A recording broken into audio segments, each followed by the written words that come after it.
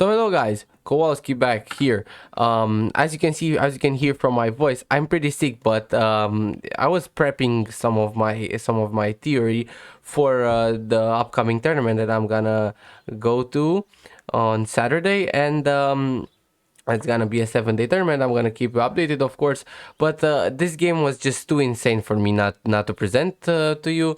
So I stumbled upon this while prepping against some other lines in the Benoni.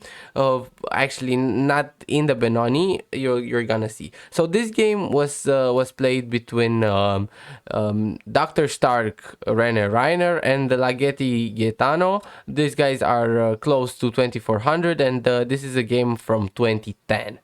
Now, with the white pieces, Dr. Stark plays d4.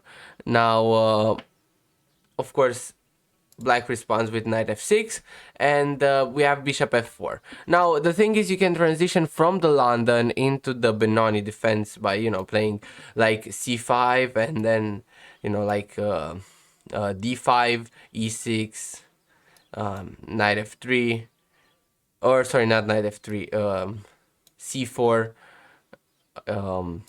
and then after that transpose into this, which is the Benoni defense. Here there are some moves like you can play e4, and then this is like a normal, like a normal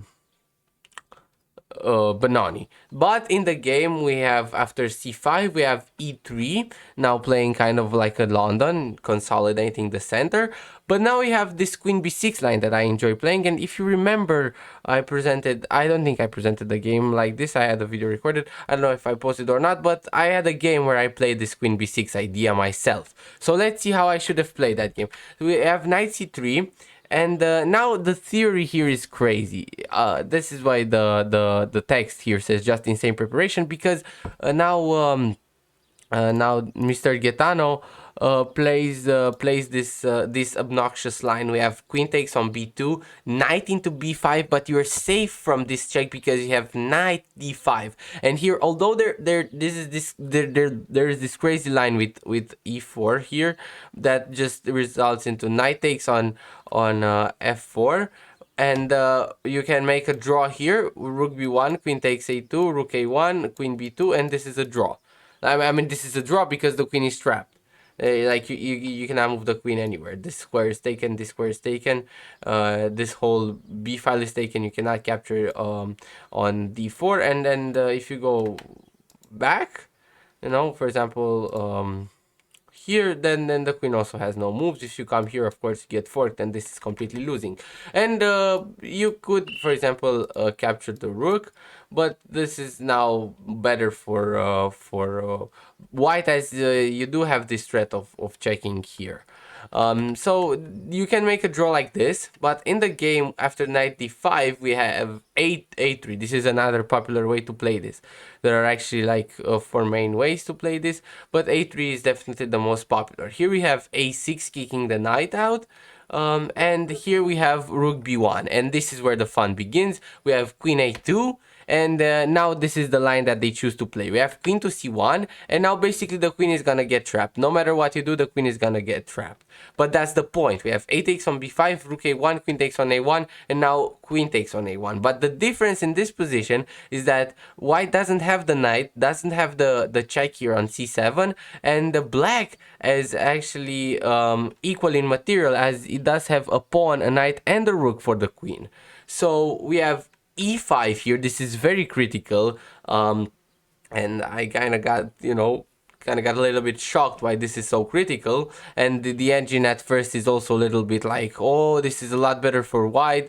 But if you leave it to run to lower, actually higher depths, then it's gonna say that it's actually fine. So we have bishop takes on e5, and now we have c4, locking this bishop away. And as you can see, although black has given the pawn back, now black has this attack on the a3 pawn, and also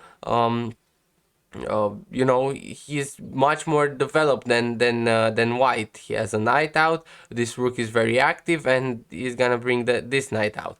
Queen b2 now, the best move, just attacking this b5 pawn, and now a move that completely shocked me, and this is why this is so obnoxious. Mr. Gaetano here, he played this Rook A5, sacrificing a knight. Bishop takes on B8, but now Bishop takes on A3, and after Queen B1, Knight C3, and after Queen A1, Bishop B4. And the craziest thing here is like this is pretty much forced because there are no moves for the queen, like also in this position. You know, there's no move for the queen. Of course, if you go to the a file, then you just get discovered check and then you're dead. So everything is forced. Queen a1, bishop b4, and you have to move the queen. You have to go back to b2, and here knight d5 check. King e2, because if you go to d1, then you have this crazy rook a2. This is like, you know, because if you take, I just don't have any words. If you take this is just insane. I mean, the material count is black is up a pawn after all this opening nonsense here, after all this craziness, after all, black is just up a pawn and has a clearly better position as white is completely struggling to develop. So instead of that, we have king to e2, the kind of like the main line, the move, and now we have castles.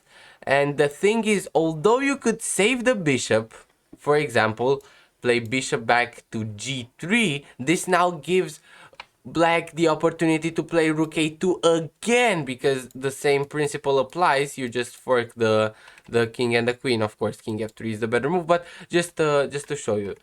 So here, I know Dr. Stark, he just played king f3, which is the best move, and this is shocking. Like if you try to play anything else, literally anything else, for example, if you try to play like e4, rook a2, just rook a2 is completely killing, because you go back with the queen, I just jump in with the knight forward. You have to move your king here, and then simply rook back to a3. Now discoveries are threatened. King f4, this is the best move in this position. King f4, d5 now. This is crazy. And what are you gonna do? f3 is the best move. And the craziest thing is the position is kind of equal. I mean, it's better for black, but it's very hard, to actually find a way to beat white in this position. And the computer in this position actually says that it's only like minus 0.7 or something like that. Also, like here it's 0-0. And then, if you leave it to think a little bit, it begins to like black's position more and more. But after these castles by black, king f3 is definitely a very critical line. And now d6 by black. Black is gonna secure this bishop here, is gonna lock it away, and is gonna win it. We have knight e2 now by white, and bishop e6, now just attacking the bishop, consolidating the knight. That's protecting the bishop, that's protecting the rook, that's protecting the b5 pawn, and so on. g4 now, trying to win some space, which is the right idea. But after this rook b8, the thing is, white should have went for this h4, or at least maybe tucked his king away to g3. In the game, he played bishop g2, which is fine, but this kind of allows bishop a3, queen b1, and now knight back to c7. So in all this mess, black has time to bring back and reroute the knight. Now the thing is, in this position, you could technically push, for example, b4, but then, king g3, and then what are you gonna do? Because you cannot push more than b4. You cannot push b3, because that just, of course, loses the pawn. Sorry about that. I'm gonna turn off the notifications on my phone. So c takes on b3, and then like you're gonna lose the pawn, or you know, some things like that. After this queen b1, black tries knight c7 and rerouting the knight. Now white comes forward, knight f4, and here black plays d5, and perhaps in this position white had his chance to get out of this state of not being developed enough and having so many weaknesses behind. And here he should have taken the bishop and then enjoy the, you know, a bishop and the queen for two rooks, kind of. That's the imbalance right now, because this rook here on h1 is not really playing. But here white played g5, which then allows bishop f5. Now you cannot capture the bishop anymore. King g3, but now bishop to d6, pinning the knight to the king. And bishop h3 now, trying to trade bishops, but bishop e4, attacking the rook. Bishop g2, because in this position, for example, if you move the rook, let's say to e1, now this h6 is very strong. Why? Because you cannot capture the pawn. g5 wins the knight. And here, you know, you can play something like this. I mean, king g4. This is, again, this is crazy. Like this is just, I mean, this is incomprehensible. I cannot understand this kind of stuff. It just amazes me how complicated this is. But yeah, here you have to play like king g4, h takes on g5, king takes on g5, and then, you know, the computer gives here like b4, and then you start an attack on the queen side. But we have bishop g2 instead, which is a much better move. Now here we have b4, now launching this attack, and bishop takes on e4, d takes on e4, and now king to g4. G6, now kind of stopping the knight. As you can see, h5 is taken away. e6 was taken away before, but h5 is taken away now. And here maybe, you know, a good opportunity to play queen f1, which white does, attacking the c4 pawn. And here black goes for bishop takes on f4, and e takes on f4. Now, how do you go about defending this c4 pawn? Black plays b5, consolidating it, and maybe in the future threatening to play b6.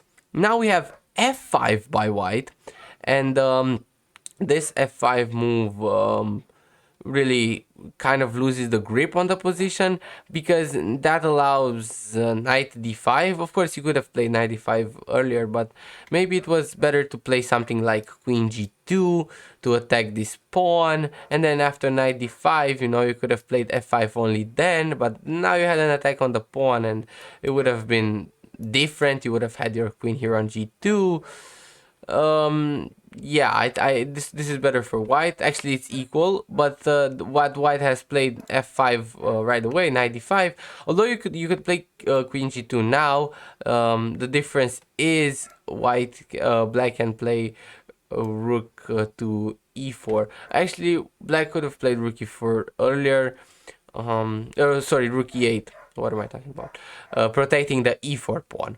Rook e8 was played. This was actually played in the game.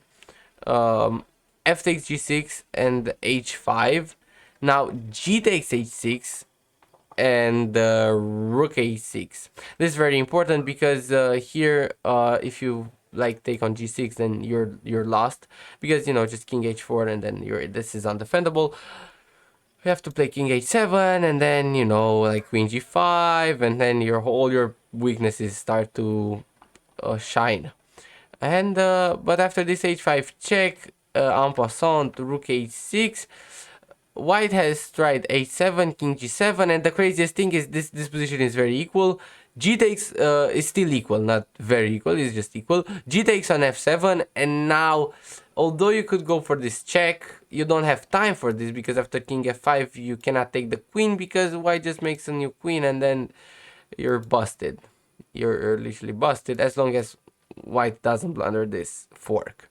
No, White literally only has to play king e5 and then is just mate in 6. I'm not gonna show it, but you have to believe me, it's mate in 6. G takes on f7, king takes on f7, and now queen h3. The position is still equal, but it's black that has the prospects now. You just have to defend this pawn. We have king g7 guarding the queening square, rook g1 threatening some discoveries, but now black is just in time. Rook h6, and now we don't have any discoveries. For example, if you go to f5 thinking that you have discovered, you can just capture on h7 and you're completely fine. Actually, the best move here for white is to just sacrifice the queen, and then, I mean, you're losing this endgame. So you cannot play any discoveries. White goes back, queen f1. This is still equal, and here black goes for e3. Of course, you cannot capture. This is you know, like blundering a fork. And although you could like go for some check ideas, this is not gonna work because now you just have to move the queen, and then you get checked. You have to go to g5. This is very tricky. Rook f5, king h4, rook e4, and then you're gonna somehow lose this position in an endgame because, I mean, it's just horrible.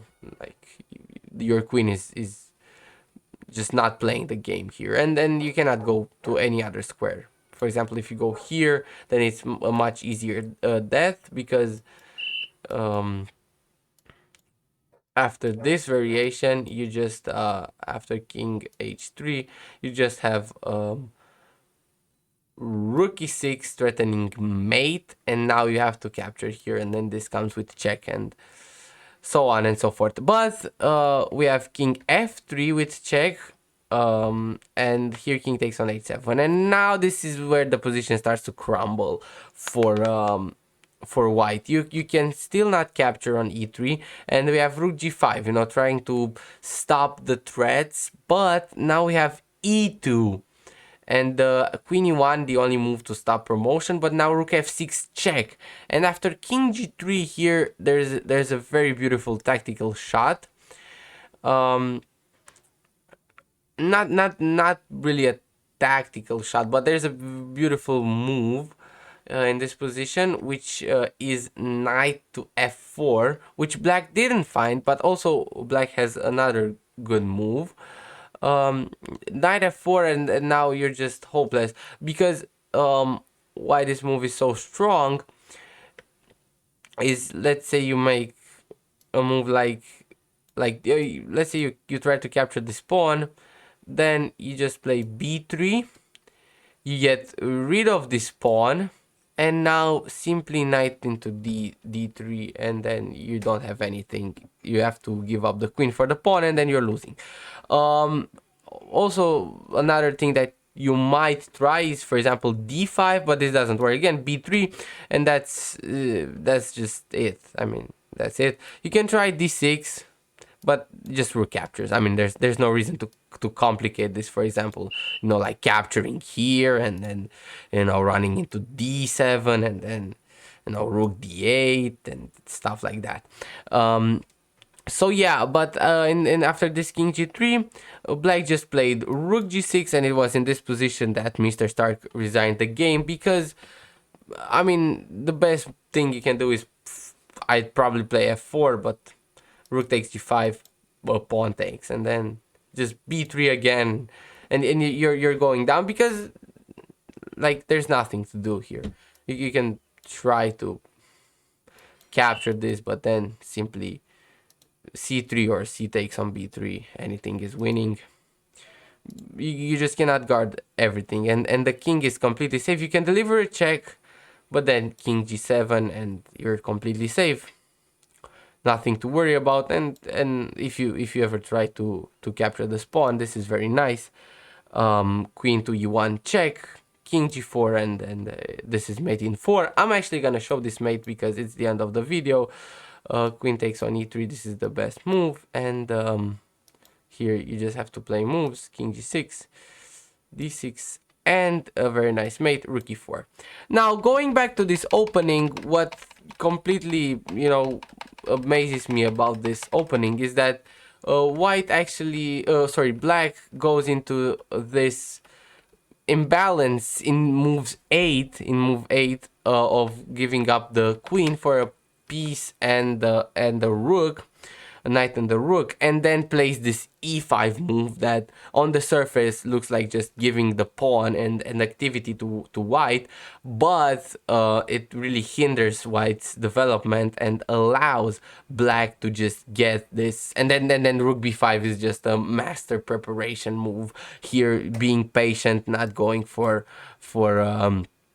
bishop takes on a3. And I know the engine gives like the second option, rook a5. It's not that wow, but for me it's just like, giving up a piece. Now it's just a rook for a queen, but it's really not a rook for a queen, as you do have to take in consideration the fact that white's queen is essentially almost trapped, and that you have to play this, that this is forced.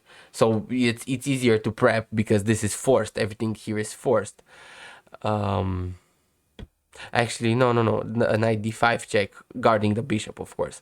Yes, and another crazy thing is the fact that you can completely make a draw in this position, like in this position.